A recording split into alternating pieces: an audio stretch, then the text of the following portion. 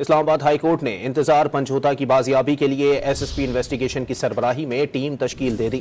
انتظار پنجھوتا کی location trace کرنے کے لیے انٹیلیجنس بیورو سے رپورٹ طلب کر لی گئی۔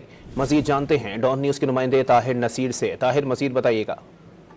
جی بالکل، دیکھیں اسلام آباد ہائی کورٹ میں بانی پی ٹی آئی کے لاپتہ فوکل پرسن انتظار پنجھوتا کی بازیابی سے متعلق سماعت کا 6 صفحات پر مشتمل تحریری حکم نامہ جاری کر دیا گیا۔ اسلام آباد ہائی کورٹ کی جانب سے جو جاری حکم نامہ ہے اس میں کہا گیا ہے کہ انتظار حسین پنجھوتا کے متعلق اسلام آباد پولیس کی رپورٹ عدالت میں پیش ہو چکی ہے، اور رپورٹ میں یہ کہا گیا ہے کہ انتظار حسین پنجھوتا آئی ایس آئی کی تحویل میں نہیں ہے۔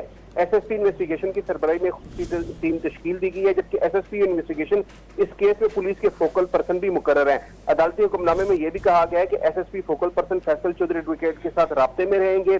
عدالت کی انتظار حسین پنجھوتا کی فوٹیج وکیل درخواست گزار کے ساتھ شیئر کرنے کی ہدایت کی گئی ہے۔